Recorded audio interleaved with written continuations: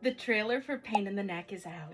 Oh my god, I cannot believe it's finally here. So excited. We have our champagne. And if you don't know, Pain in the Neck is the sapphic vampire series that we created and started. We are a real life couple, if you can believe. But we also play a fictional couple named Helena and Ruby. They're a vampire and a human living together at the end of the world. And while they don't get along at first, they might start to catch feelings. I don't know, I can't confirm anything. And today they were born because the trailer is out on our YT, which you can find at the link in our bio.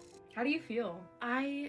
Well, first of all, I just cried. We just watched the live premiere. It's a funny, fun show that's very heartfelt. Yeah. And I think people will see that. And I'm so excited that we finally get to share literally the first sneak peek of it. First little taste. Yeah. To Pain in the Neck and to us. And to us. Thanks for doing this with me. Thank you for doing this with me.